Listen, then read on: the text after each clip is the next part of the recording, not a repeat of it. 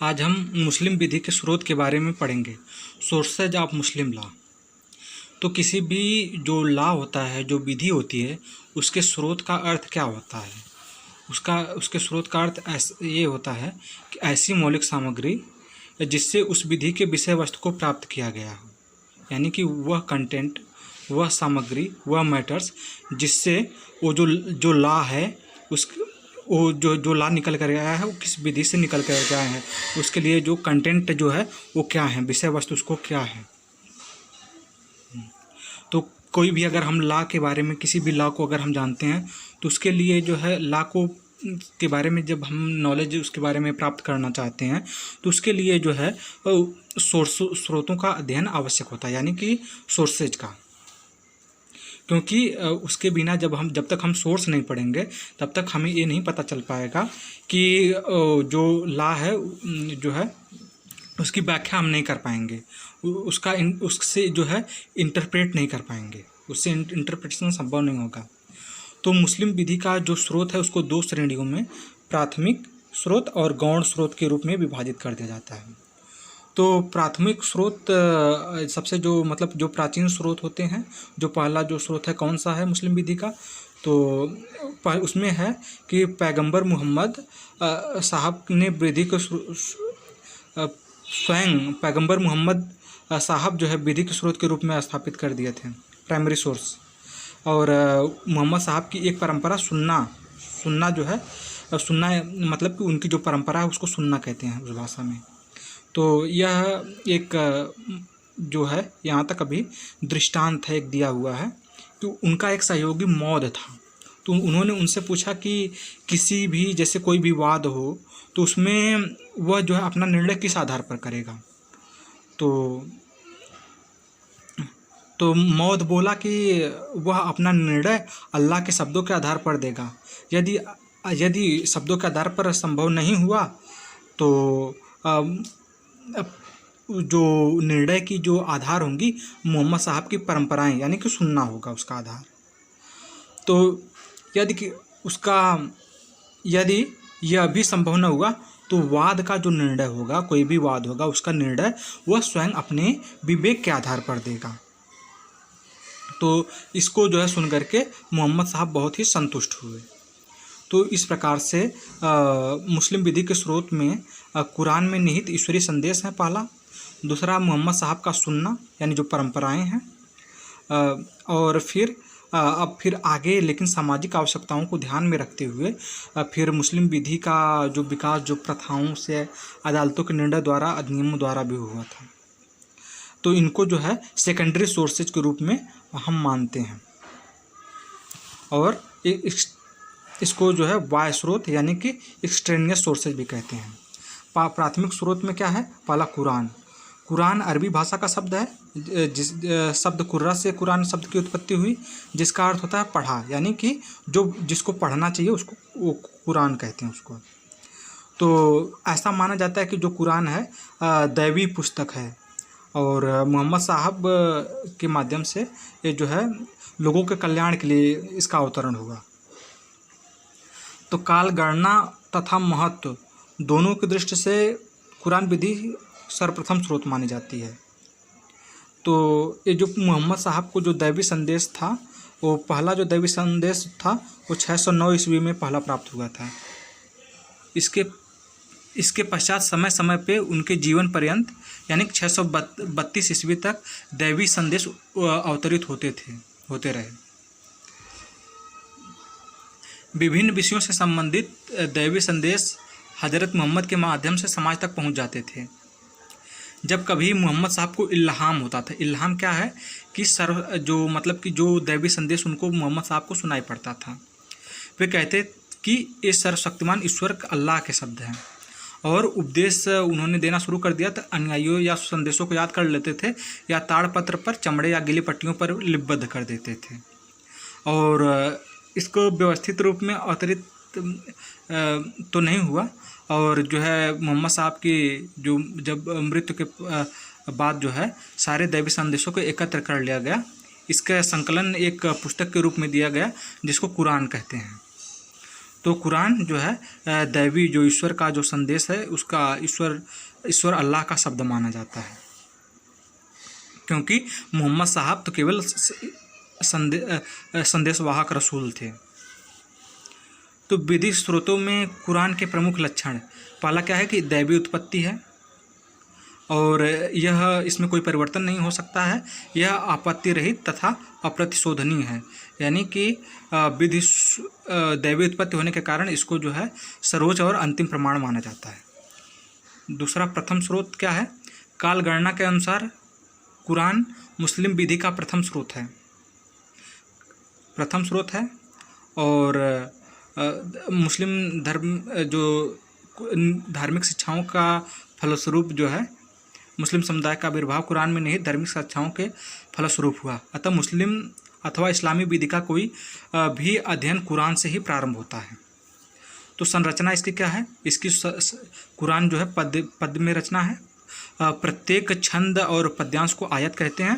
पूरे कुरान में 6237 आयतें हैं, और 114 अध्याय में विभाजित हैं। प्रत्येक अध्याय को सूरा कहते हैं, ठीक है। तो प्रत्येक अध्याय का नामकरण अलग अलग किया गया है, जो भी जैसा विषय है वैसा नाम है उसका। पहला प्रथम सूरा में का नाम है सूरत उल फतीहा, जो कुरान की प्रस्तावना है, यानी कि प्रियम्बल, जैसे कि संविधान का है उसी प्रकार से है। सूरत अन-निसा में महिलाओं के अधिकार से संबंधित है, और तलाक से संबंधित जो है सूरत उल तलाक में दिया गया है। सूरत उल बकर तथा सूरत उल इखलास में धार्मिक और नैतिक नियम, ईश्वर के प्रति समर्पण के सिद्धांत बताए गए हैं। कुरान जो है प्रत्येक सूरा में अधिकतर आयतें उन विषयों से ही हैं जिनके आधार पर नाम पड़ा है। तो चौथा है धर्म, कानून तथा नैतिक नियमों का सम्मिश्रण। कुरान में धर्म, कानून तथा नैतिकता का सम्मिश्रण है, और ऐसा विश्वास किया जाता है कि धर्म तथा नैतिकता से संबंधित आयतें मक्का में जो है धर्म और नैतिकता से संबंधित तथा कानून से संबंधित आयतें मदीना में अवतरित हुई थी। इसलिए पूरे कुरान को विधि के स्रोत में नहीं माना जा सकता है। लगभग 200 आयतें ही विधि से संबंधित रखती हैं। केवल इन्हीं आयतों को विधि के स्रोत के रूप में माना गया है। पांचवां है विधिक नियमों के विभिन्न रूप। तो कई प्रकार से आयतें दी गई हैं। कुछ आयतें आपत्तिजनक और बुरी प्रथाओं, यानी बहुविवाह, जुआ, ऊंचे दर पर ब्याज, ये सब वसूलने और नवजात कन्याओं की हत्या आदि को समाप्त करने के लिए कुछ आयतें हैं जो वास्तविक जीवन में घटित समस्याओं के निवारण के लिए अवतरित हुई थी। कुरान में कुछ निषेधाज्ञाएं, यानी कि जो चीज़ें नहीं करनी चाहिए वो उसको भी बताया गया है। और अपरिवर्तनशीलता के विषय में जो है प्रत्येक आयत और शब्द दैवी उत्पत्ति है, जिसमें परिवर्तन करना संभव नहीं है।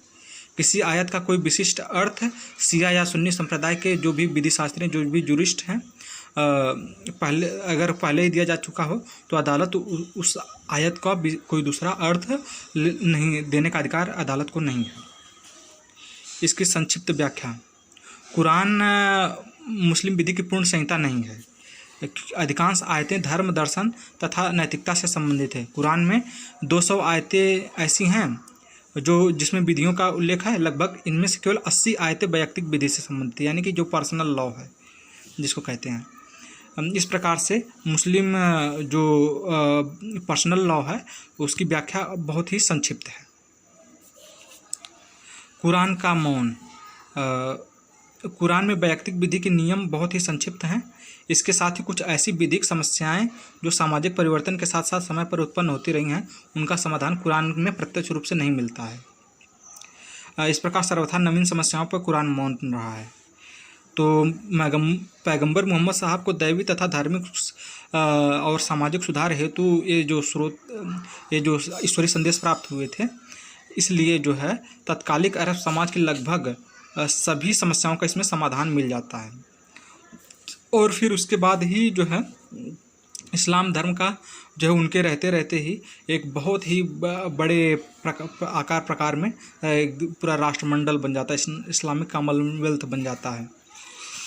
तो दूसरा है सुन्ना अथवा अहादीस। ये क्या है ट्रेडिशंस आ प्रोफेट। पैगंबर मोहम्मद साहब की जो परंपराओं को पैगंबर मोहम्मद साहब की परंपराओं को सुन्ना अथवा अहादीस कहते हैं। मोहम्मद साहब बिना दैवीय प्रेरणा के एक सामान्य मनुष्य की भांति जो कुछ बोले, यानी कि एक तो ये बात हो जाती है जहाँ पर मोहम्मद साहब ने जो दैवी संदेश को बताया, एक तो सामान्य एक मनुष्य की भांति जो चीज़ें बताए वो जो है पैगंबर मोहम्मद साहब की परंपराओं के अंतर्गत आते हैं। उनका मुस्लिम विधि का द्वितीय स्रोत के रूप में उनकी मान्यता है। कुरान दैवी संदेश में कानून उपलब्ध है, उनके लिए हज़रत मोहम्मद के कथन को ही माना गया है। इस्लाम की धारणा के अनुसार दैवी कथन दो प्रकार से अवतरित हुए हैं। पहला तो प्रत्यक्ष तथा दूसरा अप्रत्यक्ष। प्रत्यक्ष यानी कि जाहिर, जो कि स्वयं अल्लाह के शब्दों में जिब्राइल फरिश्ते के माध्यम से हज़रत मोहम्मद साहब को प्राप्त हुआ था। ये कुरान में ये सब दिया गया है। अप्रत्यक्ष या बातिन दैवी कथन हज़रत मोहम्मद साहब के स्वयं के कथन हैं, और मोहम्मद साहब के अपने कथन जो उनके स्वयं शब्दों में थे सुन्ना कहलाते हैं।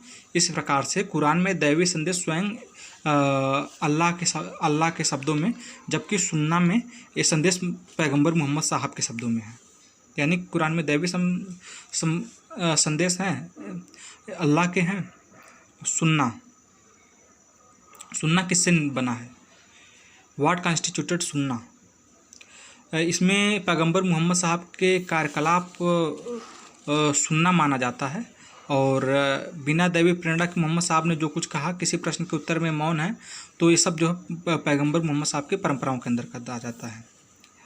और सुन्ना में पैगंबर की निम्नलिखित परंपराएं नहीं थीं। पहला, सुन्नत उल कौल, यानी कि मोहम्मद साहब के स्वयं के कथन, यानी कि दूसरे शब्दों में इसको कह सकते हैं मोहम्मद साहब के उपदेश को सुन्नत उल कौल कहते हैं। दूसरा है सुन्नत उल फैल, अर्थात पैगंबर मोहम्मद का व्यवहार अथवा कार्यकलाप। मोहम्मद साहब ने शब्दों के बजाय अपने व्यवहार द्वारा जो कुछ भी इंगित किया वे भी पैगंबर की परंपराओं में सम्मिलित हैं। सुन्नत उल तकरीर, अर्थात पैगंबर का मौन समर्थन। किसी स्थिति अथवा घटना के बारे में पैगंबर मोहम्मद का मौन रह जाना उनका मौन समर्थन माना गया। इस्लाम पूर्व की कुछ प्रथाएं मोहम्मद साहब के मौन समर्थन के कारण ही समाज में मान्य हैं। ज्ञातव्य है कि पैगंबर मोहम्मद ने इस्लाम पूर्व सभी प्रथाओं का इस्लाम विरुद्ध घोषित करके उनको निरस्त कर दिया था, लेकिन फिर भी कुछ प्रथाओं का प्रचलन मुस्लिम समाज में बना ही रहा। इस्लाम पूर्व की इन प्रथाओं को इस्लामी समाज ने प्रथा के रूप में नहीं वरन सुन्नत उल तकरीर, यही मुख्य है, इस्लाम की पूर्व प्रथाओं को इस्लामी समाज ने कि प्रथा के रूप में नहीं वरन सुन्नत उल तकरीर अर्थात पैगंबर के सुन्ना के रूप में इसको मान्यता मिल जाती है। सुन्ना के वाचक मोहम्मद साहब की परंपराओं को सुन्ना के रूप में विधि का प्रामाणिक स्रोत केवल तभी माना जाता था जब उनका वर्णन किसी योग्य एवं सक्षम वाचक यानी द्वारा होता था।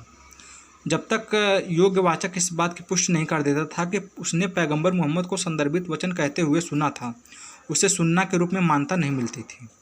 अब्दुर रहीम के कथनानुसार एक योग्य वाचक में निम्न योग्यताएं होनी चाहिए थी। पहला, वह वयस्क स्वस्थ मस्तिष्क वाला हो, स्मरण शक्ति तीक्ष्ण हो, मुस्लिम हो, नीतिपरायण आचरण वाला हो। उपरोक्त योग्यताओं वाले निम्नलिखित श्रेणियों के वाचकों को मान्यता प्राप्त थी। पैगंबर के सहयोगी पैगंबर मोहम्मद के ऐसे अनुयायी जिन्हें उनके निकट में संपर्क में रहने का सौभाग्य प्राप्त था, उनको पैगंबर साहब का सहयोगी माना जाता है। ठीक है। सहयोगियों के उत्तराधिकारी पैगंबर मोहम्मद साहब के जो निकटवर्ती सहयोगियों के अभाव में सहयोगियों के उत्तराधिकारियों द्वारा वर्णित परंपराएं उनको भी विश्वसनीय माना गया, लेकिन इन उत्तराधिकारियों द्वारा वर्णित परंपराओं को द्वितीय श्रेणी का सुन्ना माना गया है। उत्तराधिकारियों के उत्तराधिकारी यानी सहयोगियों के उत्तराधिकारियों के दिवंगत हो जाने पर इन उत्तराधिकारियों के उत्तराधिकारियों द्वारा प्रमाणित परंपराएं भी मान्य थीं, लेकिन ये सब कम विश्वसनीय मानी गई। अतः ये उत्तराधिकारियों के सुन्ना को तीसरे स्थान पर रखा गया। इस प्रकार से किसी सुन्ना का महत्व उसकी विश्वसनीयता इस बात पर निर्भर करती थी कि उसका वाचक पैगंबर मोहम्मद के कितने अधिक निकट थे। अब सुन्ना का वर्गीकरण। सुन्ना का वर्गीकरण उसकी प्रामाणिकता और महत्व के आधार पर किया गया है। जो सुन्ना जितना ही अधिक विश्वसनीय पाया गया वह उतने ही अधिक लोगों द्वारा विधि के रूप में मान्य हुआ। इस आधार पर सुन्ना अथवा अहादीस निम्नलिखित प्रकार के हैं। अहादीस मुतवातिर यानी यूनिवर्सल ट्रेडिशनल। हजरत मोहम्मद की कुछ परंपराएं सार्वभौमिक मानी जाती हैं, चाहे वह मुस्लिम कहीं का भी रहने वाला हो, किसी भी समुदाय का हो, वो इन परंपराओं को वह जो ला है, जो विधि का, उसको स्रोत का मानता है। दूसरी बात यह है कि इस समाज में ये लगातार प्रचलन में रही है, यानी कि एक बार किसी भी विश्वसनीय वाचन द्वारा इसका विवरण देने के बाद जो है इनमें कभी व्यतिक्रम नहीं आया। इन सर्वाधिक विश्वसनीय परंपराओं को समाज में प्रत्येक वर्ग ने विधि के स्रोत के रूप में सदैव मान्यता दी। और अब्दुल रहीम कहते हैं कि कुरान की आयतों को की भांति इस वर्ग के सुन्ना अपनी अधिप्रामाणिकता तथा अपनी अव्यक्त आस्था को पूर्णतया सुनिश्चित करते हैं। अहादीस मशहूर। मोहम्मद साहब की ऐसी परंपराएं जिसे मुस्लिम समाज के बहुमत द्वारा मान्यता मिली वे काफ़ी मशहूर हुई, अहादीस मशहूर कहलाईं। यद्यपि इसका प्रचलन विश्वव्यापी या सर्वसम्मत से नहीं था, तथापि समाज के एक बड़े वर्ग ने इन्हें विधि के स्रोतों के रूप में मान्यता दी। सहयोगियों के उत्तराधिकारियों द्वारा वर्णित परंपराएं इसी कोट में आती हैं। अहादीस अहद। इस कोट के सुन्ना न तो सर्वसम्मत द्वारा मान्य थे, न ही इनका प्रचलन सदैव रहा है। समाज के केवल अल्पसंख्यक लोगों ने ही इनका अनुसरण किया और समाज में इस प्रकार के सुन्ना का प्रचलन एकाकी परंपराओं के रूप में ही सीमित रहा। अधिकांश विधि शास्त्री अहादीस अहद को मुस्लिम विधि का स्रोत नहीं मानते हैं। सुन्ना की न्यूनताएं। तो सुन्ना की मान्यताएं क्या है? कई परंपराएं संदेहात्मक मूल यानी कि डाउटफुल ओरिजिन की हैं। दूसरे शब्दों में जिनके वाचक की प्रामाणिकता विश्वसनीयता के बारे में निश्चित रूप से कुछ पता नहीं है। ठीक है। यह भी संदेह है समाज में प्रचलित कुछ प्रथाओं को ही पैगंबर साहब की परंपरा मानकर उनका अनुसरण किया जाता रहा तथा कानून ने उनकी मान्यता दे दी। ऐसे संदिग्ध परंपराओं को विधि के स्रोत के रूप में मानना त्रुटिपूर्ण है।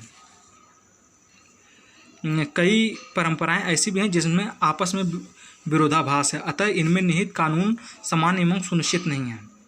परंपराओं में धार्मिक, नैतिक तथा विधिक सभी प्रकार के नियम निहित हैं। कभी कभी विधिक यानी कि कानून के नियमों को धार्मिक या नैतिक नियमों से पृथक कर पाना कठिन हो जाता है। चौथा, परंपराओं को मान्यता उनके वाचकों की विश्वसनीयता के कारण प्राप्त हुई है। जब उत्तराधिकारियों के भी उत्तराधिकारी दिवंगत हो गए तब परंपराओं का विवरण देने वाला कोई नहीं बचा। इस प्रकार वाचक के अभाव में सुन्ना प्राप्त होना असंभव हो गया। अब इजमा। इजमा क्या है? किसी नई समस्या के लिए कुरान तथा सुन्ना में कोई नियम प्राप्त न होने पर विद्वताओं के मतैक निर्णय द्वारा नया कानून प्राप्त कर लिया जाता था। इस प्रकार का मतैक निर्णय इजमा कहलाया, जो मुस्लिम विधि का तृतीय स्रोत माना गया। अब्दुल रहीम के कथनानुसार किसी समय के मुस्लिम विधि शास्त्रियों द्वारा किसी विशिष्ट विषय पर दी गई सहमति इजमा कहलाती है। मुस्लिम विधि के विकास में इजमा का बहुत ही बड़ा योगदान था और सामाजिक अवस्थाओं के रूप में इजमा ही नया कानून बनाना संभव इजमा के कारण हो पाता था। इजमा का सृजन कैसे हुआ? तो जो मुज्तहिद कहलाते थे, कानून के किसी विषय पर नए नियम आवश्यकता होने पर विधि शास्त्री जिनको मुजतहिद कहलाते थे, यानी कि वो भी एक प्रकार के विधि शास्त्री थे, अपने मत द्वारा इच्छित नियम बना लिया करते थे। और इजमा द्वारा कानून बनाने के लिए कुछ विशिष्ट लोगों को उनकी योग्यताओं के आधार पर चुना जाता था। मुज्तहिदों की न्यूनतम योग्यता थी कि वो मुसलमान होने चाहिए, उन्हें फिक अथवा कानून का ज्ञाता होना चाहिए और स्वतंत्र निर्णय लेने की क्षमता भी होनी चाहिए। इस प्रकार की योग्यता वाले चुने हुए मुजतहिद ही एकमत होकर के निर्णय लिया करते थे। इजमा के निर्माण की पूरी प्रक्रिया इजतिहाद कहलाती थी, लेकिन मुजतहिदों का सम्मिलित निर्णय निराधार नहीं रहता था। कुरान या सुन्ना दूसरे शब्दों में कुरान या सुन्ना किसी न किसी पूर्व परिचित सिद्धांत पर आधारित रहता था। इस्तिहसन तथा इस्तिदलाल के सिद्धांत भी इजमा के आधार पर रहा करते थे।